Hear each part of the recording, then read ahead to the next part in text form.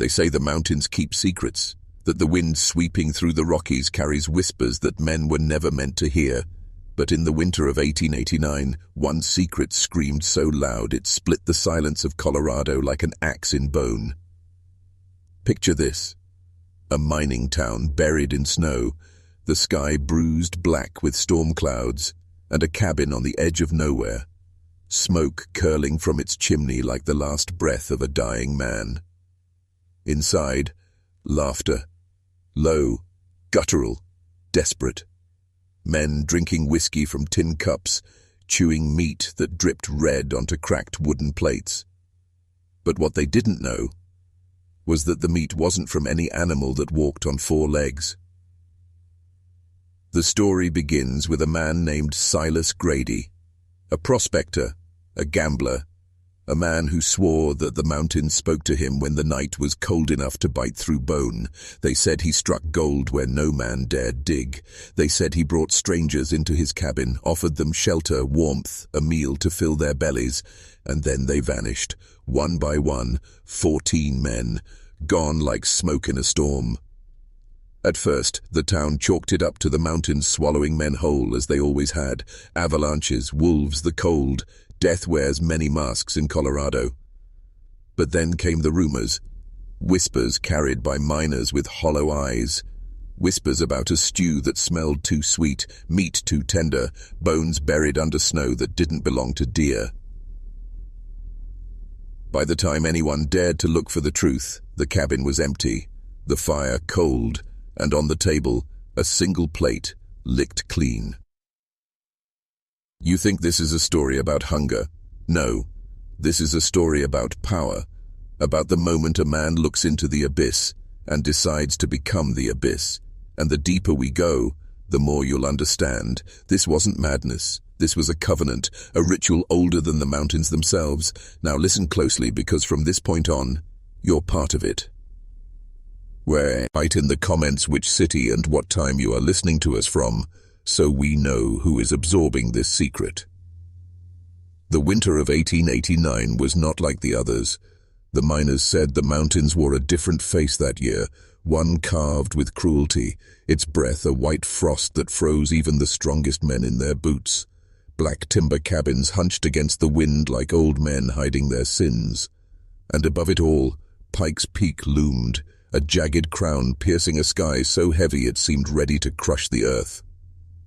This was Colorado's second gold fever. Men poured into the Rockies, chasing veins of wealth that glittered like lies beneath the rock. They came from everywhere. Ohio farmers who sold their land, war veterans chasing redemption, drifters with nothing but hunger in their pockets.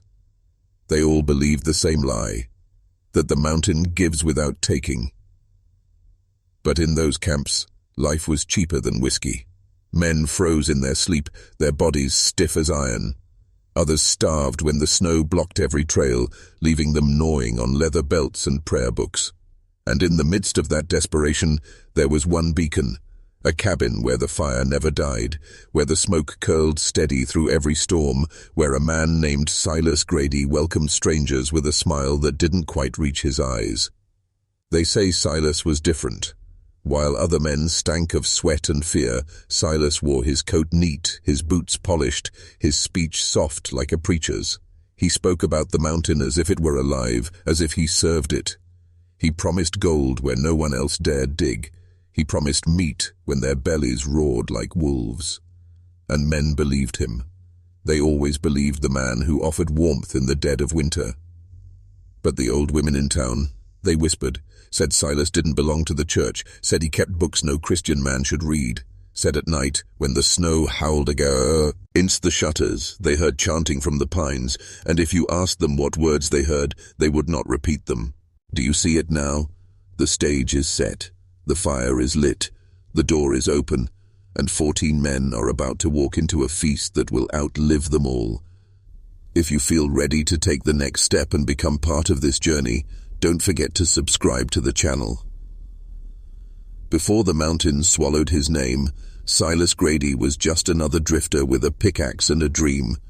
Born in Missouri, raised on the edge of nothing, he spent his boyhood running barefoot through dust and hunger. His father was a farmer who broke his back and his faith when the crops died 3 years in a row. His mother, they said she talked to things that weren't there. Voices that whispered from corners, voices that told her what was coming. When Silas was 13, those voices told her something else. Told her to feed the land.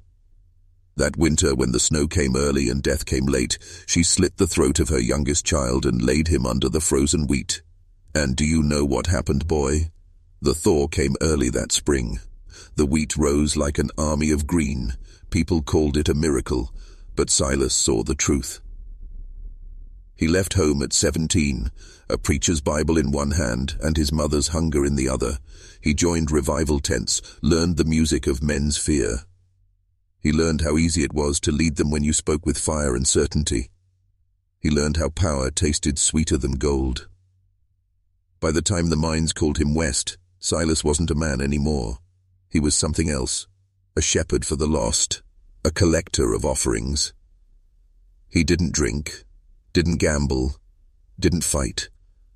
The others said he was holy. But holiness doesn't build cabins like his. Holiness doesn't stock shelves with food when others starve. Holiness doesn't keep a ledger with names, each one marked with a red X. Did you hear me? A ledger. 14 names, each man who stayed with Silas, hoping for shelter, hoping for meat and warmth. And do you want to know what happened to those men? They didn't walk out. And there is something else. When they searched his things, years later, after the snow melted and the ground gave back its secrets, they found a book. Not the Bible, not any book you've seen. Its pages smelled like blood and grease, and in the margins, written in his hand, were prayers no human tongue should speak. But we're not there yet. For now, remember this: the hunger that lived in his mother never died. It started quiet. It always does. First, a letter never answered. A son who promised to send word home once he struck gold in the Rockies, vanished. His mother wrote again and again, ink fading under her trembling hands. No reply. Then another. A man named Jarvis Pike, known in town for his laugh, a big man with big dreams, left for Silas's camp after a blizzard rolled through. He's a God-fearing man, Jarvis said. He'll share his bread if I share my labor. No one saw him again. The winter of 1889 was merciless. The wind howled like a starving wolf, ripping the roofs from shacks. Men froze to death, clutching empty pans of gold. So when word spread that Silas Grady had built a cabin deep in the timberline, warm, dry, stocked with food, they came like moths to a flame. And just like moths, they burned. At first, people blamed the storms. The mountains have teeth. Men vanish in Colorado like breath on glass. But 14 men, gone without a trace, not one body, not one boot print. There were whispers in the taverns, low enough that whiskey burned their throats before the words could escape. They said Silas was different, said he never seemed hungry, never seemed cold, that the wind bent away from his cabin like it feared him. One miner swore before he vanished that he saw smoke rising from Grady's chimney in the dead of night. Not wood smoke, something thicker, sweet almost. He said it smelled like roasted pork. You listening? Good. Because the next part isn't in any newspaper. It never made it past those mountains. But I've read the journals. I've seen the testimony they buried in archives sealed with dust and shame. The missing men didn't just disappear. They were erased. Their claims signed over. Their gold gone, their names scratched from records like they never existed, and every time someone tried to dig deeper, they stopped, or they vanished too. And yet, there was one clue, one letter sent from Silas himself to a preacher back east, only one line. It read, "The Lord has given me a new flock, and the flesh of the lamb is sweet. And if you feel ready to take the next step and become part of this journey, don't forget to subscribe to the channel."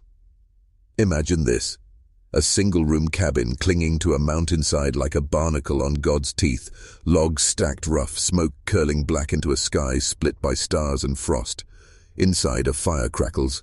Shadows sway against timber walls like the ghosts of the men who walked there before you. You step in from the storm, your fingers are blue, your lungs scrape with cold, and there he is, Silas Grady. Tall, lean, eyes like 2 nails hammered into ice. He smiles when he sees you, but it doesn't touch those eyes. "Come," he says, voice low, warm like whiskey poured slow. You look half dead. Sit. On the table, a pot of stew, thick, rich. You smell meat, fat melting into broth, herbs dancing over the surface. After weeks of jerky and beans, it smells like heaven. He ladles it into your bowl. You eat. You don't ask what it is. And when you're done, when the life starts to crawl back into your bones, he laughs. Just once. A short bark like a dog in the dark. The next morning, your name will vanish like smoke. But you don't know that yet. They came one by one. Drifters, prospectors, men broken by hunger and frost. He took them in like a shepherd takes lambs, gave them heat, gave them meat, gave them hope, and in return, he took everything. Neighbors. What few there were, said Silas had a way with words. They said he'd sit by the fire, Bible in his lap, talking about sacrifice, about cleansing the soul of greed. They said he could talk a man into handing over his last nugget of gold, his last scrap of bread, his very breath. One trapper swore he heard voices from Silas's cabin at night, singing, men's voices, low and strange, chanting like monks in some foreign tongue. But when he crept close, when he pressed his ear against the log wall, he didn't hear words anymore. Just chewing, slow, wet, chewing. They called him a preacher once, said he carried God's word into the wild. But I tell you this, God never set foot in that cabin, only hunger did.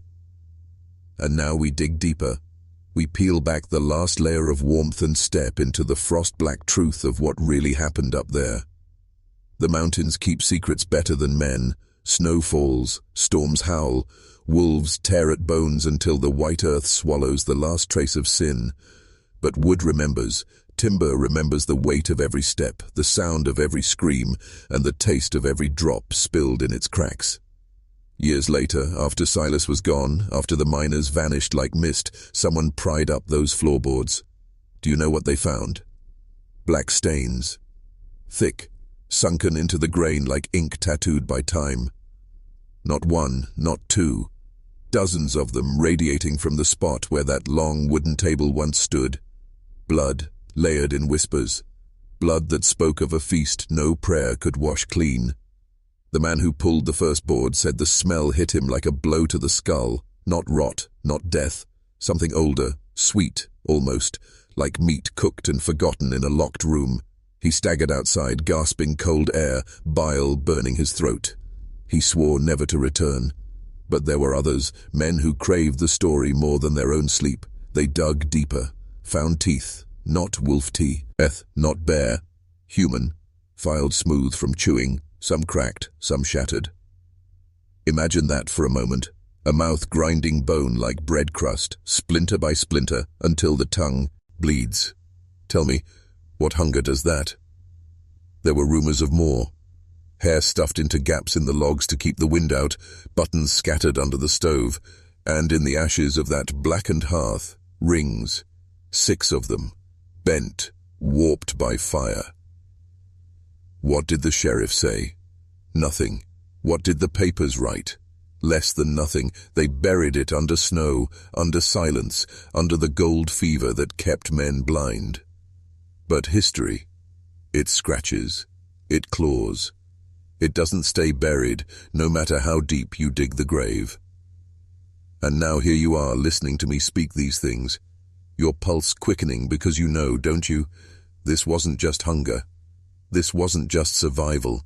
This was something older, something that wears famine like a mask, but feeds on something darker. What's coming next will not leave you the same man you were 5 minutes ago, because the next piece, what Silas did when the hunger was gone, that's where this story turns black as coal. The storm that night was not weather. Do you understand? Weather is blind. Weather does not seek out a single man and press its hands around his throat. But this was intention dressed as thunder. Silas stood alone on that ridge above the valley, snow twisting like torn pages around him. His boots sank deep into drifts, his lantern guttered, and still he climbed. Behind him lay silence, the kind of silence that has teeth. Ahead, a black line of pines bending like penitents in the gale. What drove him there? Hunger? Fear? Or was it the taste of power already blooming on his tongue? Some say he carried something in his pack that night, a book, bound in hide not taken from any deer or cow. Pages that smelled of iron and smoke. Words no Christian mouth should ever speak. The old-timers told a story. When Silas reached the clearing, the wind stopped, just like that, as if the world had drawn breath and held it, and then came the sound. A low hum, like 1,000 bees in a coffin. The snow turned black in a perfect circle around his feet. What did he say? No one living can tell you. But the next day, the storm broke, and with it something else broke inside him. From then on, men came to that cabin and never walked out. And Silas never aged. Look at the photograph they found decades later. A man in a black coat, his eyes lit like coals, standing behind the miners' choir at the town's Christmas gathering. The year, 1907, 18 years after the cabin burned. Do you see what I'm saying? He didn't just survive that winter, he became something else in it. And the price for that transformation? Paid in marrow, paid in names carved into bone and burned in fire that would not go out. You think I'm telling you a ghost story? No, ghosts are mercy. This was a covenant, and a covenant does not die. In the next breath, I will show you what they found buried in that clearing, under the black snow and the roots that grew twisted as ropes. That's where the last layer of the lie peels away. When they dug, the ground bled, not with water, not with oil, but with something that clung to the fingers like tar and stank like old blood. The men cursed, spat, said the frost was rotten that year. They didn't know what they were really touching. At first they thought it was roots. Thick, gnarled cords winding together under the soil, but roots do not twist into perfect spirals. Roots do not etch symbols into their own bark, and roots do not hum when the wind stops blowing. The circle they uncovered was 3 feet across, interlocking limbs of oak and pine, fused as if the trees themselves had been braided by a giant's hands. In the center lay something black and smooth. Not stone, not wood. They said it pulsed. One man tried to lift it, the others swore the earth breathed when he touched it, and then he screamed. A single note like a nail raking across glass, and his skin split from shoulder to wrist. He didn't bleed red. They said it looked like candle wax pouring out of a cracked mold. They covered the pit. They did not speak of it again, at least not where anyone could hear. But secrets rot slower than bodies, and the whisper leaked into saloons, into letters, into nightmares. What did Silas plant there? What price did he bury so the earth could keep his secret? And why in God's name did the circle keep growing? Because when they returned years later, the roots had spread, 7 feet now, and the ground, still black even in summer. Some men say the humming still rises from that spot when the snow falls heavy, like 1,000 bees under the earth, waiting for the man who called them. And here is the question you do not want to answer. What if the circle wasn't meant to keep something in, but to keep something out? In the next section, we follow the only survivor of that digging, because what he wrote in his journal the night before he vanished will make you question if Silas was even human by the time the winter ended. They found the journal in a leather satchel, buried under shale 15 miles from the mine. The man who carried it never made it back to town. His bones were scattered across a ridge, picked clean, not by wolves, not by birds, but by something with teeth too small and too many. His name was Elijah Cross. A quiet man, church-going, the kind who carved wooden toys for his boy. He was the only one who lived long enough to write what he saw, and when the sheriff read those pages, he burned half of them that same night. What survived, what they couldn't destroy, is what I'm going to read to you now. Not all of it, just enough to show you what Silas unleashed. February 3rd. I hear it now. The hum. Same as before, but louder. Like the earth has a throat and it's clearing it. Jonas says it's wind. He lies. Jonas, don't sleep anymore, none of us do. February 7th. I dreamed of roots, long white roots pushing through meat. I woke with dirt in my teeth. My fingernails are black. God help me, I chewed them. February 9th. Silas was outside last night, naked in the snow. He cut his chest with the saw blade and fed the blood to the black thing. It shone like wet coal and the humming stopped for an hour. Then it started again. February 10th. Jonas is gone. He walked into the trees without boots. Left tracks for 20 yards, then nothing. Snow smooth as glass. Silas says the roots called him. I think Silas is right. God forgive me, I think they're calling me too. The final entry was just a single line, scrawled so hard the page tore through. It's not a circle. It's a mouth. And that was the last anyone ever wrote about what happened in those hills. But here's the part they never tell you. Months later, when the thaw came, the search party found something in the soil near where Elijah's body should have been, a ring of teeth the size of railroad spikes, still growing out of the ground like flowers. The descent continues. Next, I'll tell you what Silas said at the trial, words so blasphemous the judge struck them from the record. They never called it a trial in the newspapers. They called it a hearing, a polite word to wrap around the stench of what really happened in that courthouse. April 12, 1890. Salida, Colorado. The gallery was packed. Miners, widows, prospectors, men who thought they were brave. They came to see a monster in chains. But when Silas Kincaid walked through those doors, shackled and smiling, it wasn't fear that filled the room. It was silence. Not a cough, not a whisper. Just the sound of his boots on the floorboards and the soft scrape of iron cuffs.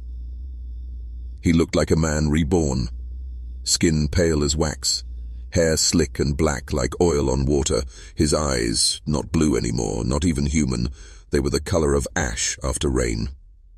The judge read the charges, 14 counts of murder, desecration, cannibalism. But Silas didn't flinch.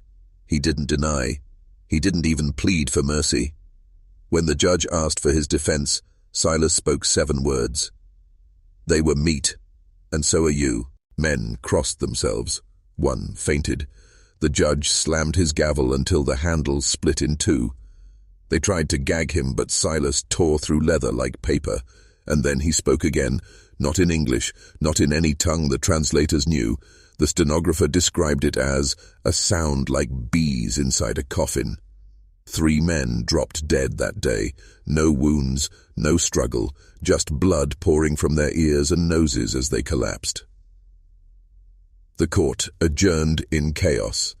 They locked Silas in the town jail with iron bars as thick as a man's arm. By morning, the cell was empty. And here's the part no one talks about. The sheriff, the bailiff, and the deputy who were on watch that night, they weren't seen again either. What happened in that courtroom wasn't justice. It was a message, a promise that whatever Silas served, whatever fed in those tunnels, wasn't done eating. Now lean closer, because next I'll tell you about the disappearances that followed his escape, the families, the priests, even the Pinkerton men who thought they could hunt him down. After the jail cell turned cold and empty, the town of Salida learned what true fear tasted like. It wasn't blood, it was silence. Because the disappearances didn't stop, they multiplied. At first, people thought he had run into the hills, that the posse would find him within a week. The Pinkerton men rode in, polished boots and big talk, promising they'd bring Silas back, dead or alive. But here's what happened. They never came back at all. The first search party vanished in the night. 6 men, seasoned trackers, gone without a trace. The only thing they left behind was a torn piece of paper nailed to a tree. 7 words written in blood. They eat well when the earth is hollow. No one claimed to understand it, but the old ones, the Ute who still lived in the canyons, they went silent. Some packed and left without a word, others just burned, ate sage and stayed inside. The second posse went out a month later, 20 strong. Lawmen, bounty hunters, veterans, armed to the teeth. They were found 3 days later, at least what was left of them. Bones stripped clean, marrow sucked out, piled in a spiral like a coiled serpent. Their guns were still loaded, not one bullet fired. By summer, the whole region was in panic. Homesteads were abandoned overnight. Entire families disappeared. Some left their doors wide open, meals half-eaten on the table. Others just dissolved into the hills. And then came the whispers of a camp, deep in the San Isabel forest. Smoke rising from the trees, too black for any cook fire. At night, the glow of flames moving like torches through the timber. And voices. Not singing, not praying. Something older. Something that crawled out of the ground and learned the shape of words. Men who got too close said they saw him. Silas. Standing before the fire, arms outstretched, robes of animal hide slick with blood. Around him, a circle of followers, men, women, children, all naked, their skin carved with spirals, eating something that steamed in the cold mountain air. That's when they stopped calling him a murderer. They started calling him a priest. Next, we go deeper into the sermons he preached, the black scripture that turned men into beasts, and what he claimed slept beneath the mountains. Brace yourself. The next part will show you that this wasn't madness, it was ritual. You think you understand hunger. You don't. What Silas preached to his followers wasn't starvation or desperation, it was initiation. In the scraps of parchment they found decades later, buried under a slab of granite, there were words that didn't belong to a miner. Words carved into the page like a wound. To eat is to know, to consume is to bind, and when you take the flesh of man, you take his years, his strength, his secrets. They called it the Doctrine of Flesh, a scripture older than any church, older than the tribes, older than the bones beneath the Rockies. Silas claimed he didn't discover it, he remembered it. His sermons weren't spoken in English, not fully.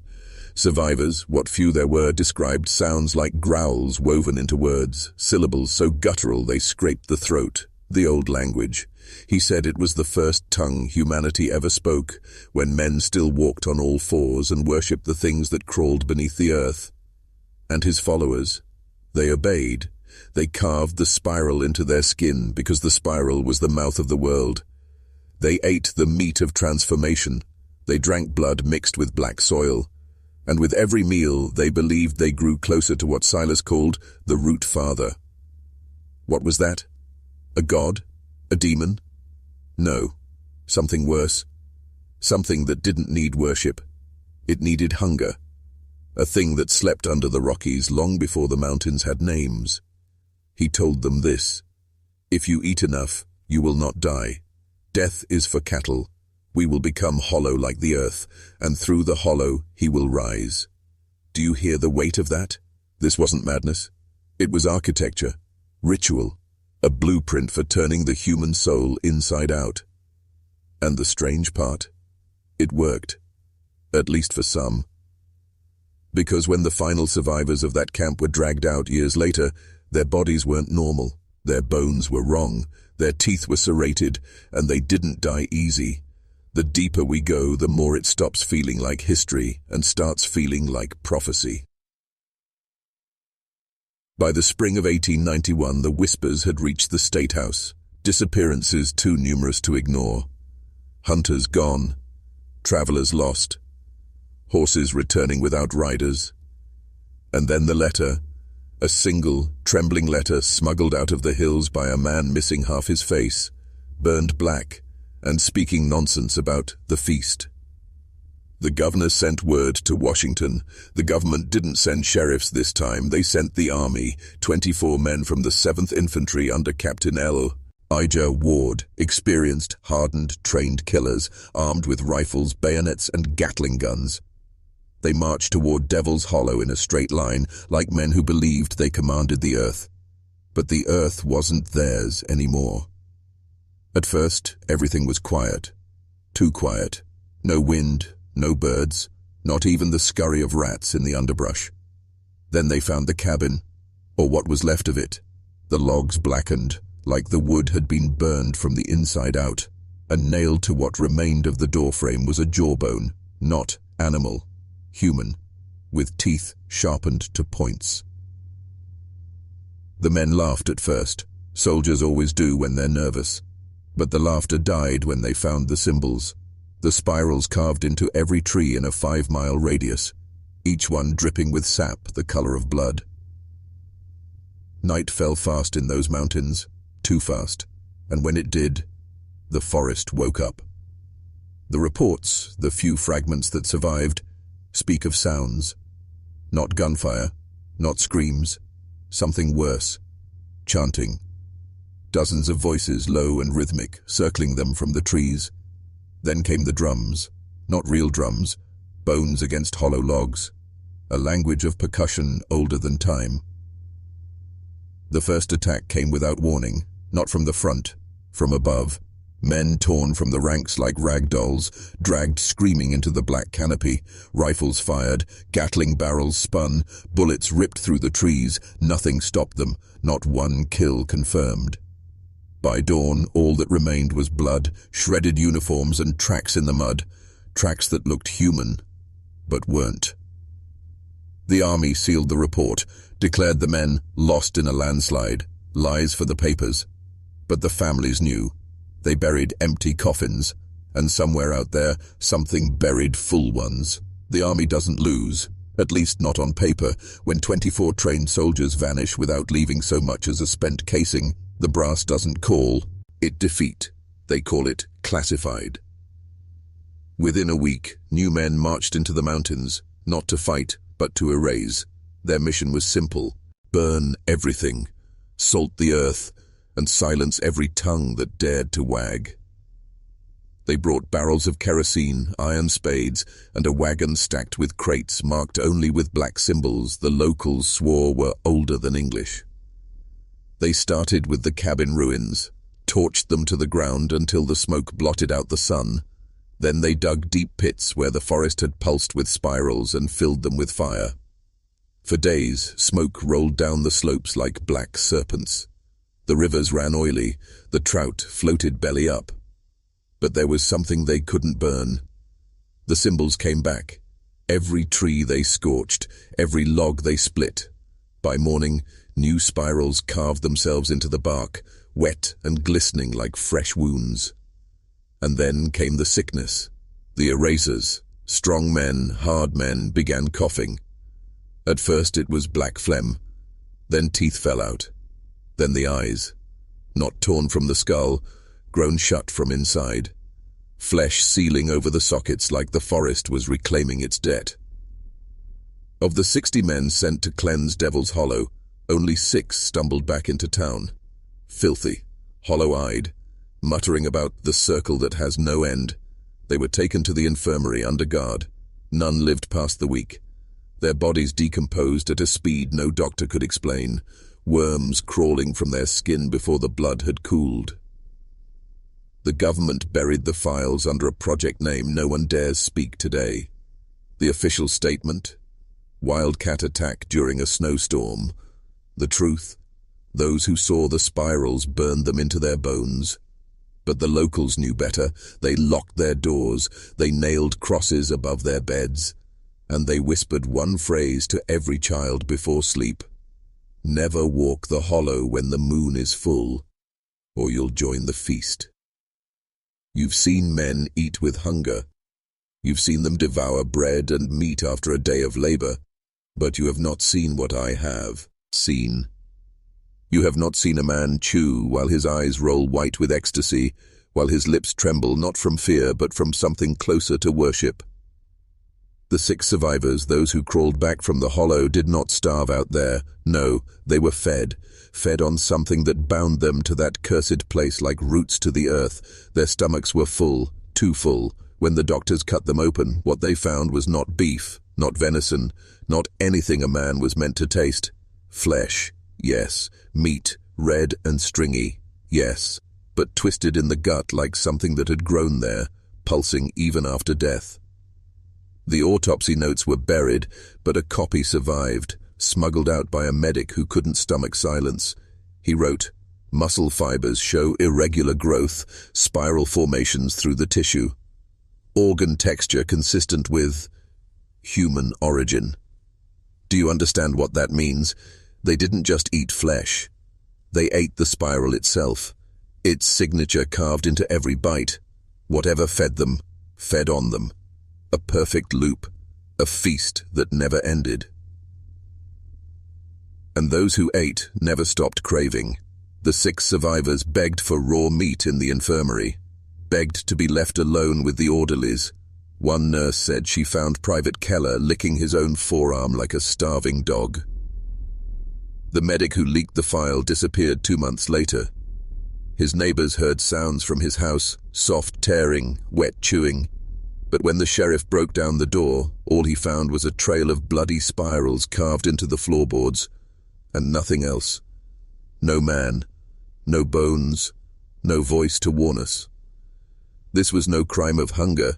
It was a ritual disguised as appetite, and it began long before Levi Boone-Helm ever walked into those mountains. He wasn't the architect, he was the offering. And if you think that's the darkest part, if you think the spiral only claimed those men, oh brother, you haven't been paying attention. Because the hollow still calls, and now you've heard it too. Fire cleanses, doesn't it? That's what they tell us. Burn the evidence, burn the bodies, burn the house. And yet, ashes hold memories that flames cannot kill. 2 weeks after the army torched the camp, a diary surfaced in Denver. Not intact, half burned, half rotted, but enough to speak. The handwriting, jagged, frantic, like the pen was tearing its way through the page. The cover was black with soot, but on the first legible page, one word stood alone, scratched so deep it almost cut through the paper. Hollow. The entries that followed, God help us, they weren't dates and chores. They were confessions, blood-soaked prayers to something older than the Rockies themselves. The spiral does not wait for the dead, one line read. It coils through the living. Another page. When the meat talks, you listen. What did that mean? Meat talks. The deeper the pages went, the less they sounded like words at all, sentences curved in circles, letters drawn backward, phrases repeating like chants, and then the final entry before the ink turned to nothing but smoke stains. Tomorrow the feast begins. We will not hunger again. The spiral feeds us and takes what it is owed. Owed. That word should claw at you like it clawed at me. You see, Levi Boone-Helm wasn't just a madman hacking his way through snow and flesh. He wasn't just a cannibal by necessity. No, he was a collector. He took lives the way a priest takes confessions, and he gave them to something else. The diary hints at a promise, a pact carved into flesh and sealed in blood. 14 names written in red ink on the margins, 14 men who walked into that mountain and never came out whole. And when the military found what was left, they didn't send priests, they didn't send doctors, they sent fire, fire and silence. But diaries don't burn completely. Truth doesn't die easy. It hides. It waits for someone reckless enough to read it, like you. And now you've read this far. You've followed me into the hollow. You've touched. Diz the ashes with your ears, your eyes, your curiosity. Are you ready for what's next? Because the next page isn't written in ink. It's written in something that bleeds. They say men go mad when they starve, but that's a lie. Hunger doesn't make you mad, it strips you bare. It tears away the illusions you've wrapped yourself in and shows you what's been whispering beneath your ribs all along. Levi Boone-Helm knew this. He didn't stumble into madness like some lost traveler. He walked into it with his eyes wide open. Picture this. A clearing deep in the pines, so far from town that even the wolves didn't dare. 14 men, cold, exhausted, gold fever dripping from their pores like sweat. They thought they were partners. They thought they were prospectors. But Levi had other plans. The diary hints at the night it happened. A circle in the snow, not drawn with sticks, drawn with blood. A fire burning so hot it cracked the rocks around it, and in the center, meat roasting on a spit. Not deer, not elk, something with hands. You think you know evil? Evil isn't chaos. Evil isn't insanity. Evil is precision. Evil is ritual. Levi promised them survival. He promised them gold. But what he really promised was offering. You see, there's an old belief buried in the Rockies, older than the miners, older than the tribes, older than the first step of a boot on American soil. The mountain does not give without taking. They carved it into the trees. They carved it into each other. Names, circles, spirals. That night, under those pines, they didn't just eat flesh. They fed something. Something that coils.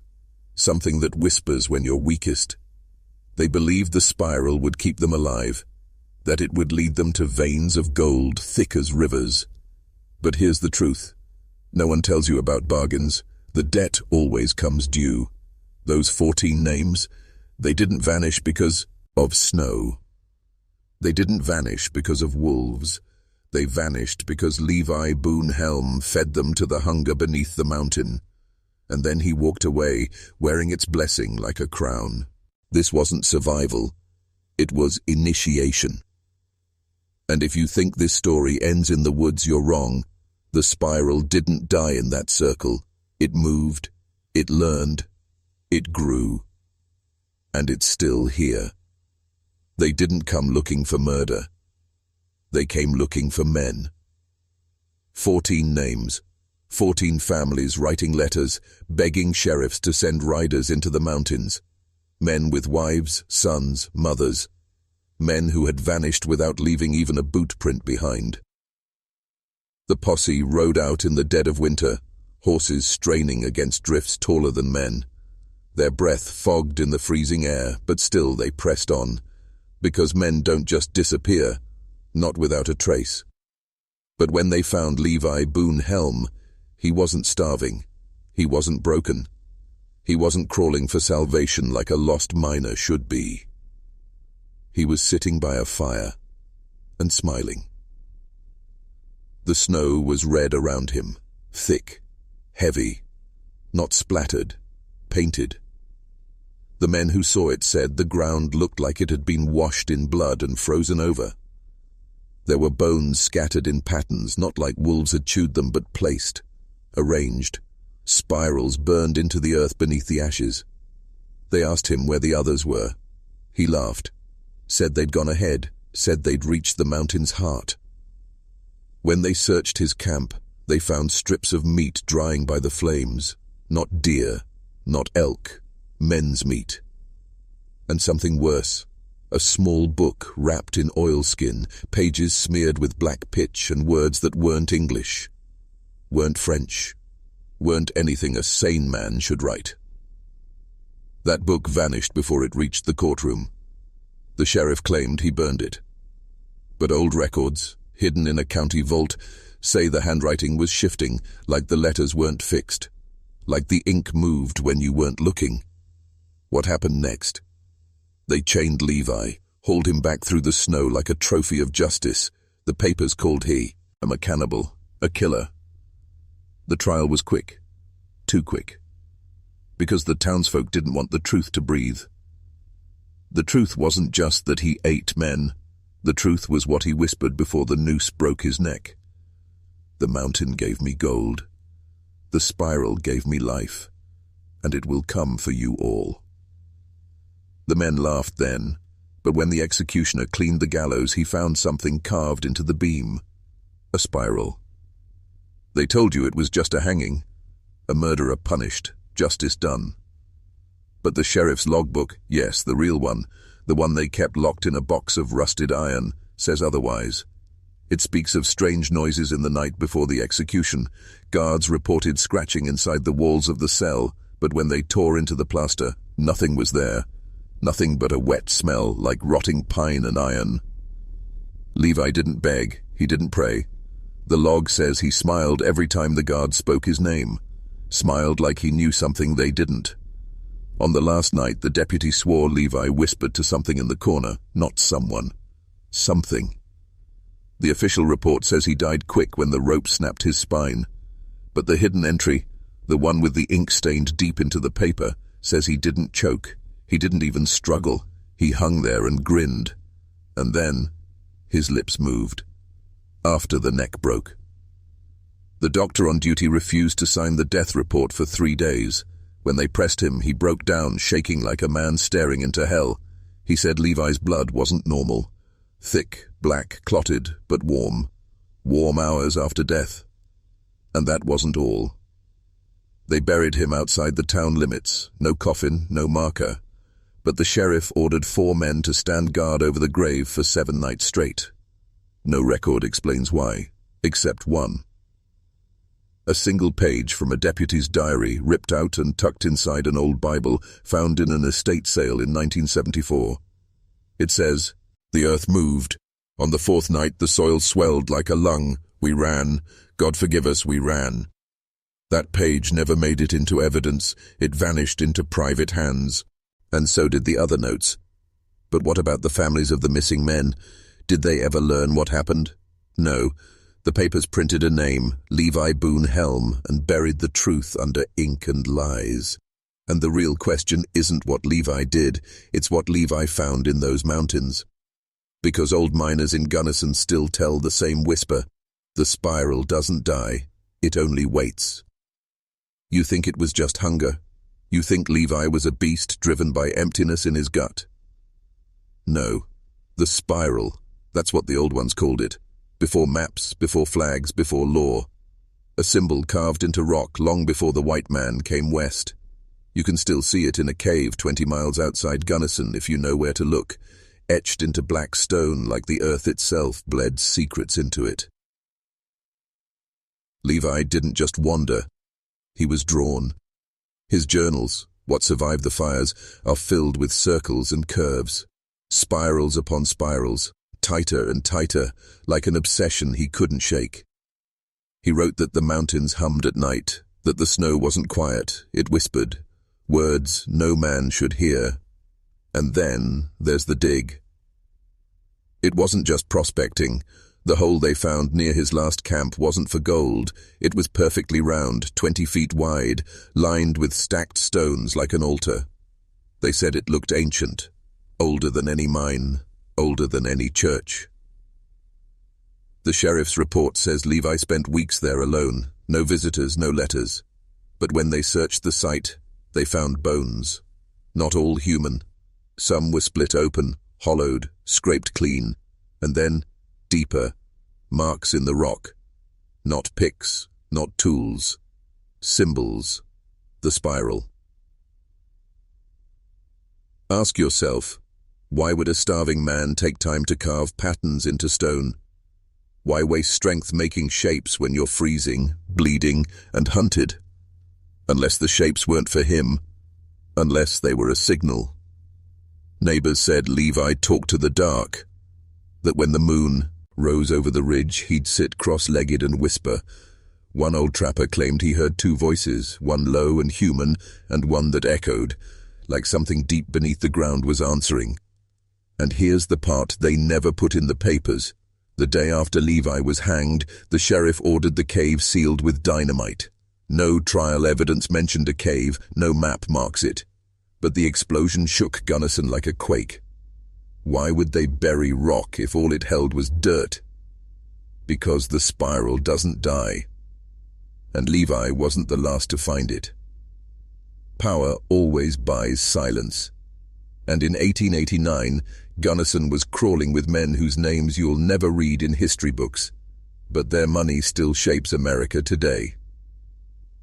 Levi Boone Helm was no random prospector gone mad. He was an investment. Yes, an investment. The telegrams tell the story. Faded ink, hidden in courthouse archives under layers of dust and lies. Weeks before the disappearances began, Levi received a payment, not from a mining company, not from a bank, from a law firm representing Eastern stakeholders. What kind of stakeholders pay a drifter with a record soaked in blood? The kind who want something hidden or something tested. Those men weren't hunting gold, they were hunting control. They wanted land, rail access, but more than that, they wanted the spiral. You think symbols carved in caves don't matter? Then you've never studied the secret societies that birthed this country. They believe in patterns, geometry, ritual. They believe that certain shapes open doors. And Levi, he was their tool, a savage blade pointed at something older than law. But then Levi broke. Or maybe he saw too much. The journals speak of the promise of the hollow, of feasting where the earth breathes. He writes like a man unraveling, or ascending, depends on how you look at it.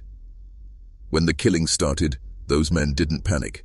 They convened. There, he was a meeting at the Gunnison Lodge. Records list the guests as cattle barons, bankers, and one railroad magnate whose family still holds Senate seats today. They didn't call the law. They didn't send a posse. They sent a message. 2 weeks later, Levi was caught. His trial lasted less than a day. The papers painted him as a madman, a killer. They left out the money. They left out the cave. They left out the spiral. And here's the part that stains your soul. The night before the hanging, 2 of those men visited Levi in his cell. Witnesses swore they heard laughter, like men sealing a deal. What did they buy that night? His silence or his soul? And when the rope snapped his neck, the men rode east under moonlight, smiling. History calls them pioneers. I call them architects of the unseen. And their descendants, they still walk among you. You think you know what hunger is? You don't. Levi wasn't starving when he did it. He was curious. That's what makes this darker than anything you've ever heard. He didn't kill for survival. He killed for the ritual. 1 diary page survived, hidden in a false wall of the abandoned cabin before it collapsed into the earth. The ink is smeared, but the words still burn like scars. Meat is meat until the first bite. Then you know it's song. Then you want more. 14 vanished souls. Men who thought they were safe because they were guests, miners, drifters, travelers. They sat at his table, laughing, drinking whiskey that burned sweet, never knowing the laughter would echo long after their bones were buried under frost. And Levi, he fed them themselves. Yes, the ultimate mockery, the ultimate act of dominance. Imagine it, the creak of the floorboards under their boots, the clink of tin cups on the rough-hewn table, the fire snapping in the hearth. And on that fire, meat sizzling, fat dripping, filling the cabin with the smell of comfort. They tore into it. They chewed. They swallowed, never knowing the flavor of their own brother's marrow. Some stories claim Levi said grace before the meal. A prayer to no God the church would name. A prayer to the hollow, to the spiral, to what breathes beneath the rock. One man lived long enough to speak, just once. His name was Clarence Pike. He crawled half-naked through the snow, ribs showing through torn skin, whispering words that froze on his lips. It's inside him now. It's inside him. He died before the priest could arrive. The newspapers, they printed none of it. They called it a mining dispute. Said Levi went mad from isolation. They left out the songs. They left out the taste. They left out the fact that when the sheriff found him, there were bones arranged in circles around the hearth. Not scattered, not tossed, arranged, like an offering, like a map. And on the table, half-eaten, a heart still warm. Who did it belong to? No one knows, or no one speaks. But I'll tell you this, that cabin wasn't just a home. It was a temple. And Levi wasn't just a killer. He was a priest. When they finally dragged Levi away, hands bound, mouth foaming with whispers, they thought it was over. It wasn't. Because in the black throat of the Rockies, they found something worse than Levi. 2 miles east of his cabin, the sheriff and 5 armed deputies followed a trail of blood and broken bones to the mouth of a cave. The snow around it was melted in a perfect circle, steaming like the earth itself was breathing. The men didn't want to go in. You wouldn't have either. The cave was wrong. It swallowed sound. Their boots crunched on the ice, but the echoes never came back. Just silence. A silence that made your heartbeat feel like a drum. Inside, they found marks on the walls, spirals, crude carvings of figures with stretched limbs and mouths open too wide. Some were etched with fingernails so deep that flakes of skin clung to the grooves. And then there was the pit, 7 feet across, no bottom. They dropped. They had a lantern down. It fell for 8 seconds before the light was eaten by darkness. That's where the bones were. Hundreds, layer upon layer, as if Levi had been feeding something in that cave for years, or something had been feeding through him. The deputies wanted to dynamite the whole thing, bury it under a mountain of rock, but the sheriff said no. He said there were men in Denver, powerful men, who needed to see it first. Those men came at night. 4 carriages, no names spoken, just black coats, black gloves, and faces like carved stone. They went inside for 3 hours. When they came out, they didn't speak. Not to the sheriff, not to anyone. The next morning, the cave was sealed with steel and stone. Guards posted, orders given, no one goes near, ever. And those guards? They weren't lawmen, they weren't soldiers, they were something else. For 20 years, men stood watch over a hole in the earth. No flags, no payroll records, no graves, just shadows that changed shifts in silence. Ask yourself, what was in that cave that made Denver send its darkest? What was in that pit that made them hide it from history? And why did Levi whisper all the way to the gallows, "It still needs to eat"? They promised the town a trial. They said justice would be swift and public. They lied. Levi Boone Helm never stood before a jury. Not really. What happened was a performance, a piece of theater for the newspapers to keep the miners calm and the investors happy. The official story: the mad butcher of Colorado hanged at dawn. The truth: he never saw the rope.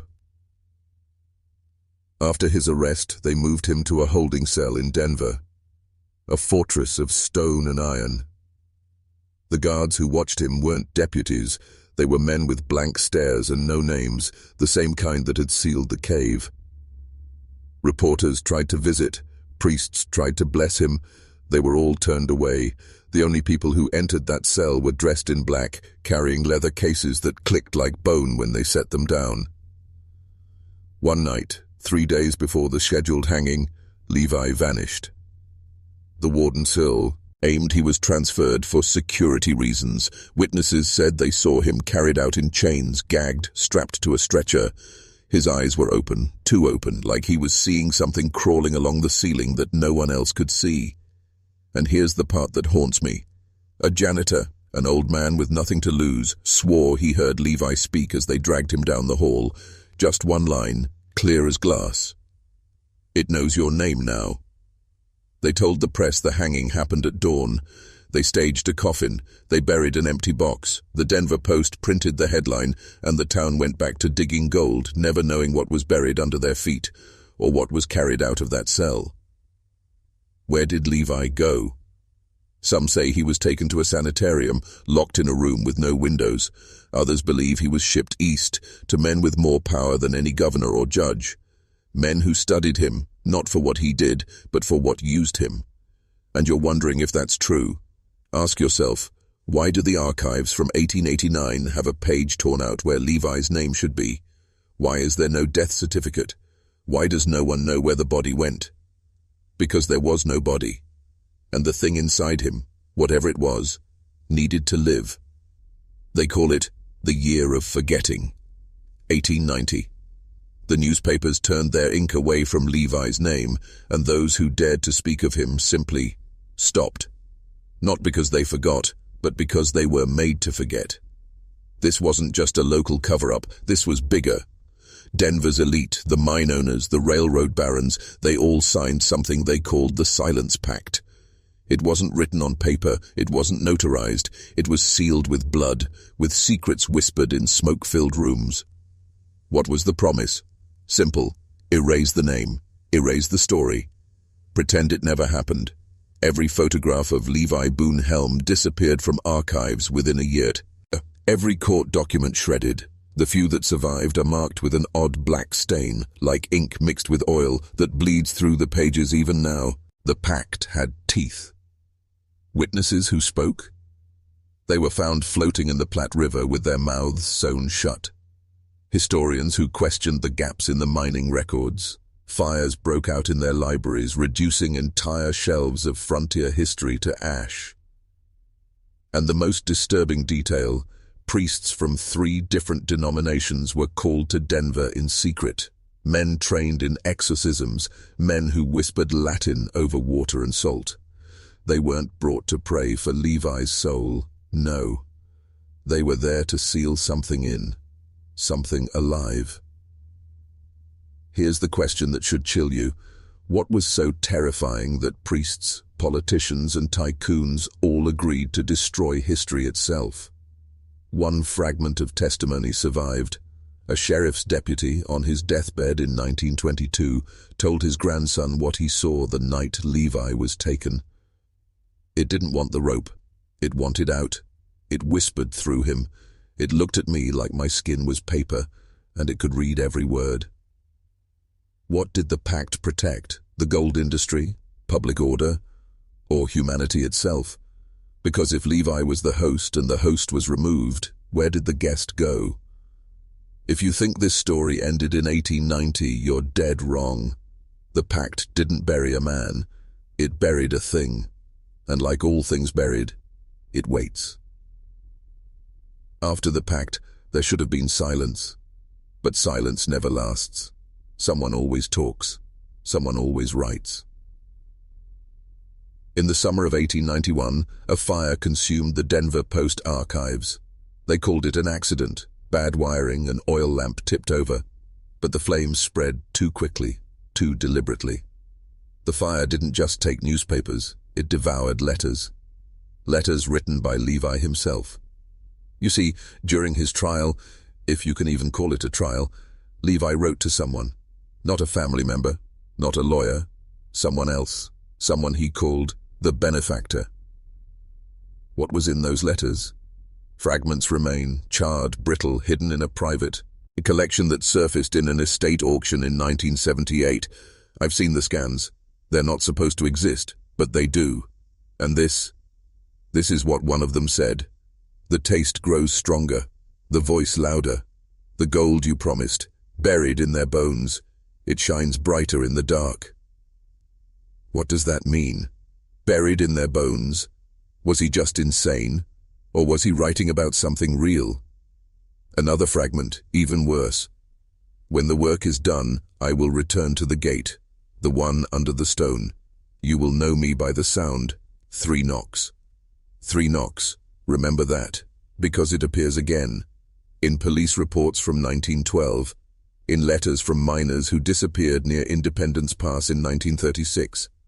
Always the same phrase, 3 knocks in the dark. And then there's the signature. Not Levi's name, not initials. Just a symbol, a circle with 3 lines cutting through it. Historians dismissed it as meaningless. But that same mark appears in ritual manuals confiscated from secret societies in Europe during the 18th century. Do you understand what this means? Levi wasn't acting alone. He was part of something older, deeper, something that used the hunger of men like him to feed its own appetite.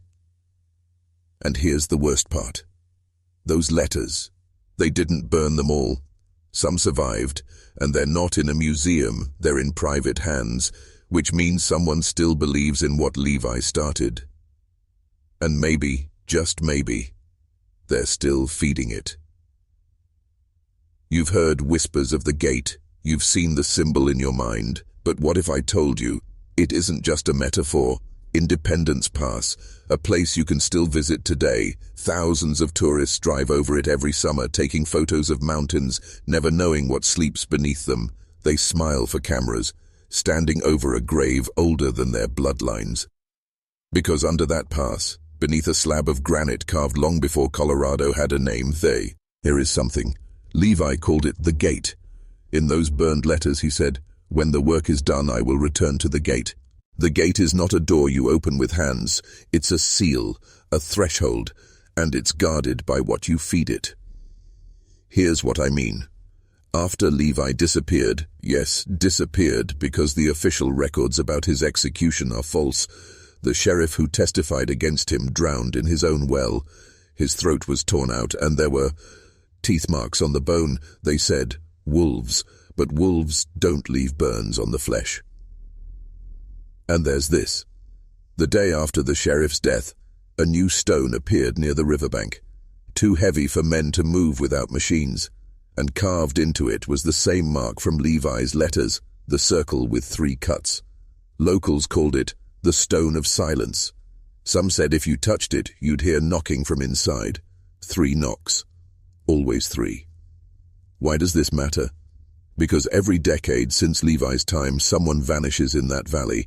Gold prospectors in the 1920s, a team of surveyors in 1951, 2 hikers in 1987.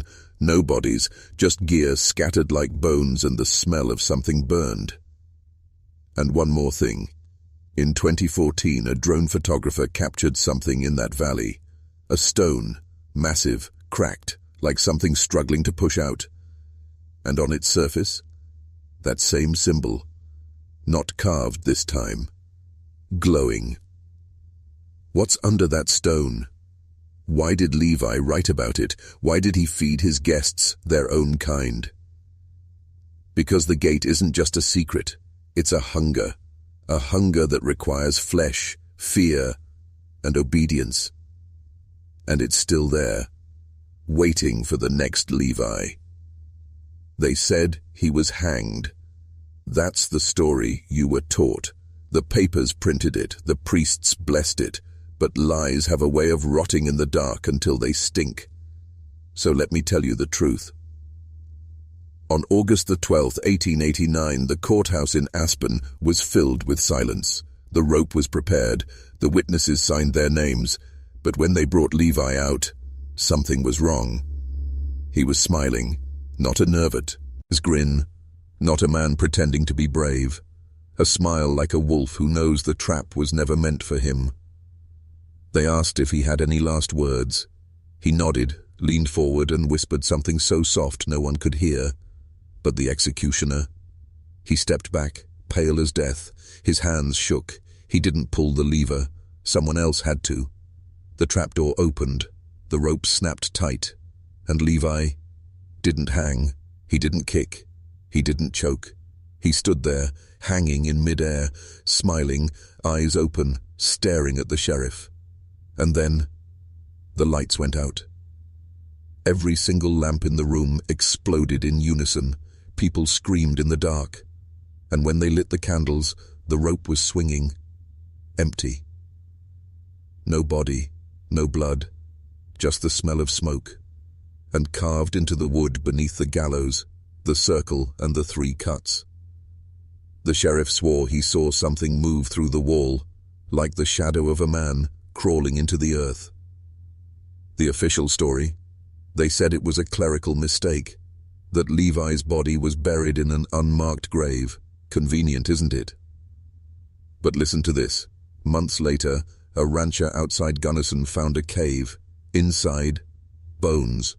Not animal bones, human. And on the walls, the same mark, scratched over and over, with this sentence burned above it: "The hunger does not end." Now here's what really haunts me. There are stories from Alaska, from Montana, from deep in the Yukon, stories of a tall man with hollow eyes, a man who never ages, who offers strangers a warm meal by the fire, and they're never seen again. Does that sound like death to you? Or does it sound like someone keeping his promise to the gate? You've followed this far, so now I have to tell you who made all of this possible. Not Levi, not the hollow, not the mountains themselves. The architects are the men who bend history, twist law, and feed on fear. Men who built railroads, banks, and newspapers, not to serve the people, but to control what the people could know. In 1889, Denver's elite weren't worried about gold. They weren't worried about miners. They were worried about patterns, symbols, and the spiral. Levi was a test, a demonstration, and the townspeople, pawns in a game they'd never understand. Every missing miner, every vanished guest, every document burned, they were the architect's brushstrokes. Every secret meeting, every priest called in, every dynamite blast in the mountains, they were the architect's signatures. Why? Because the gate under the stone doesn't exist in your reality. It exists in the framework they protect, and if people ever saw it, really saw it, their minds would break. This is why history never records the truth. This is why newspapers lie. This is why government archives hide pages, tear out letters, and seal caves. Because to acknowledge Levi Boone Helm, or the spiral, or the hunger, is to admit that someone else has always been in control.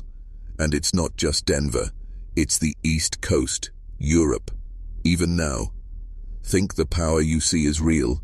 It's a shadow of the structures designed to keep the gate fed, the spiral spinning, the hunger alive. Do you understand the danger? Levi wasn't just a killer, he was an experiment. The guests he fed weren't just victims, they were participants in a ritual that no law could ever comprehend, and every generation since has ignored it, pretended it never happened. The spiral doesn't forgive, the gate doesn't forget, the hunger doesn't stop. History is their tool, silence is their weapon, and we, the curious, are their enemies. So when you think about this story, remember, every law, every rule, every official history is a cage, and the architects, they hold the keys.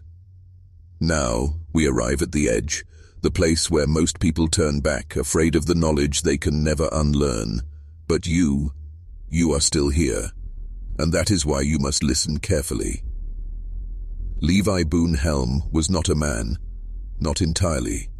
He was a vessel for something older than any law, older than the Mu contains themselves. Something that fed on fear, on flesh, on obedience. The gate beneath Independence Pass is real, the spiral carved in caves and hearts is real, and the hunger never sleeps. You've heard the stories, the vanished miners, the letters burned, the caves sealed. You've felt the pull, the dread at the edge of your mind. That pull is not imagination, it is attention drawn to the gate. Every time someone speaks its name, every time a story like this is shared, it stirs, it grows stronger, it remembers. And now, you know, you are awake to it. That knowledge changes everything. You cannot go back to your life as if nothing happened. Your world will always carry the shadow of the spiral, the echo of Levi's laughter, the whisper of the hunger beneath the stone. Ask yourself, what would you do if you stood at that cave's mouth? Could you resist? Could you look inside without being drawn in? Most cannot. Most fall. And the architects, they watch, they wait. They ensure the hunger is fed, the spiral continues, and humanity remains a pawn. So here is the warning. The world will try to tell you it is safe, that these are stories, myths, legends. But they are not. And every time you choose ignorance, you give the architects more power. Every time you close your eyes, every time you pretend the hunger does not exist, you allow it to grow. Levi Boone Helm is gone, or perhaps he is not. The gate is still there. The spiral still turns, the hunger waits, and the question is not whether it will claim someone else, it is whether it will claim you. Remember this before you sleep tonight, before you leave this video, before you walk out into a world that thinks it is ordinary. The truth you now carry is a weight, and it cannot be set down. If you have survived this journey, write this phrase twice in the comments to seal your awareness. I carry the hunger, and know This, the spiral never forgets, the gate never closes, and the hunger will always be waiting. Your life will never be the same again.